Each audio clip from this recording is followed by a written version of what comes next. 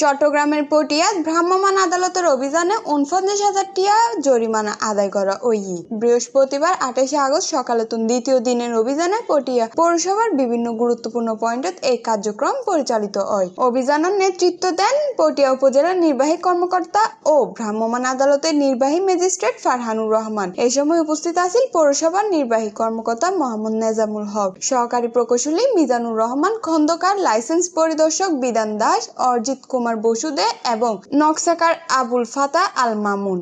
অভিযানত সড়ক ও ফুটপাতে অবৈধভাবে দোয়ানের মালামাল রাখা, ভবন নির্মাণ সামগ্রী, ড্রেন ও ফুটপাত দখল করে ফেলা, অননুমোদিত নকশা ছাড়া স্থাপনা নির্মাণ, ট্রেড লাইসেন্স হালনাগাদ নরাহা এবং ভোক্তা অধিকার লঙ্ঘন সহ বিভিন্ন অপরাধের দায়ে ১৫ জনের জরিমানা করা হয়। পাশাপাশি দখলকৃত মালামাল জব্দ করে পৌরসভার জিম্মায় রাখা হয়। উপজেলা নির্বাহী কর্মকর্তা ফারহানুর রহমান জানায়, পৌরসভার অর্থায়নে যে ড্রেন ও ফুটপাত নির্মাণ করা হইয়ে তা দখল করে ব্যবসায়ীসকল নানা স্থাপনা রাখে, এতে সাধারণ মানুষের চলাচলত চরম ভোগান্তি তৈরি হয়। এই ধরনের অনিয়ম ও অবৈধ কর্মকাণ্ডের বিরুদ্ধে অভিযান অব্যাহত থাকিব।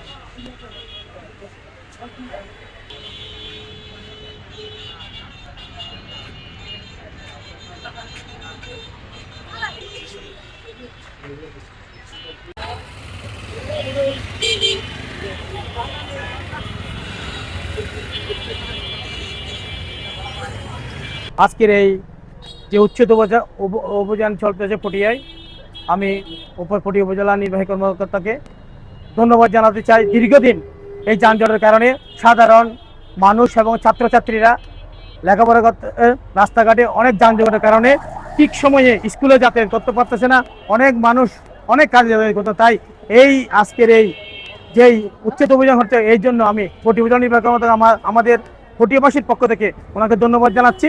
এই কার্যক্রম যদি দীর্ঘদিন চলমান থাকে তাহলে পটিয়া মানুষের জন্য, জনগণের জন্য ভোগান্তি ভালো হবে। পটিয়া প্রতিনিধি ইমরান হোসেন মুন্নার ফাটেনের রিপোর্ট, সিএনটিভি নিউজ, চট্টগ্রাম।